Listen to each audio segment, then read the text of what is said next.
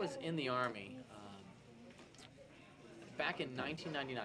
I just graduated from West Point, and I felt in my heart and in my soul that I was supposed to go to this thing called Ranger School, which is like this super intensive, crazy school, and like it was going to require everything I had to make it. And I was like, I need to have God on my side or something to make it through this. So I'm like, I know this sounds strange, but I was like, my whole theory of this was like, I gotta go find the biggest church possible, because where there's a ton of people, that's where God must be. I'm not sure why I went with that kind of theology, but at the moment, that's all I knew. So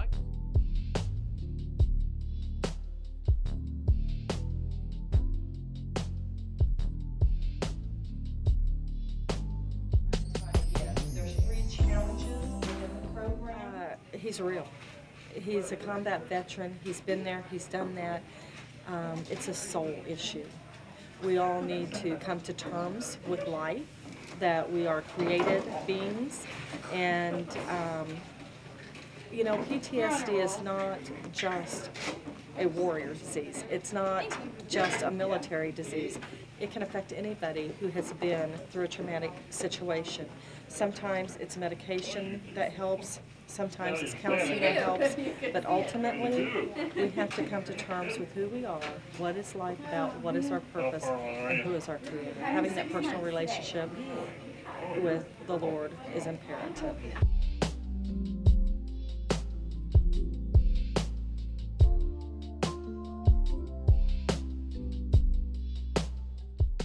The 3 things that matter, and only 3 things matter.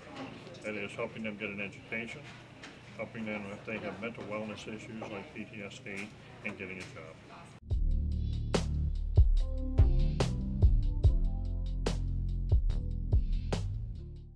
I Am Second is a movement that puts God first in people's lives and in the community.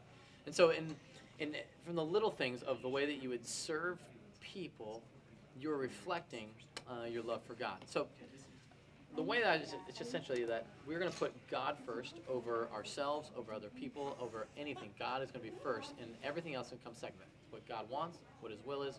And ultimately, He said this, the greatest commandment of this was kind of one the same, to love God and love people. And so I Am Second seeks to do that through incredible films that are on the website of iamsecond.com, and to integrate your life into the community through discussion and dialogue to talk about the greater things, spiritual things, such as God.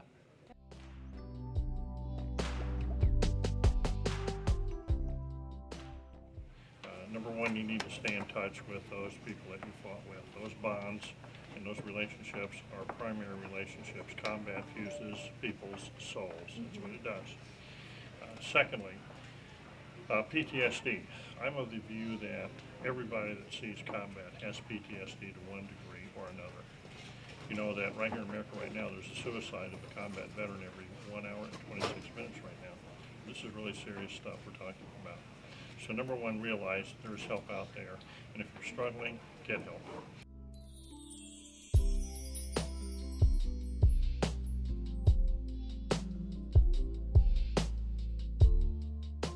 As of today, we have implemented the Family of Heroes program at UCM. This is an online avatar-based program.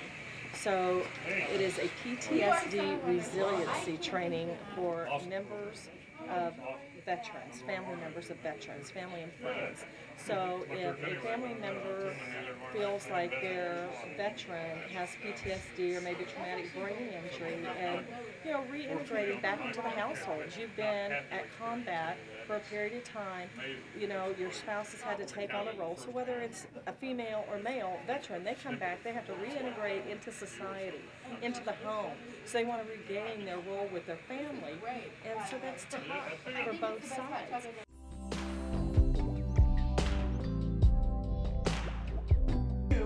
Getting unstuck. And I think that's one of the things that if you have been experiencing combat, or you know somebody who has experienced combat, they're dealing with the stress and the heartache and the heartbreak of dealing with that, they're going to need help to walk out of it. In the same way, I did not get out of this, I didn't get unstuck by me just willing it out. I had to have the help of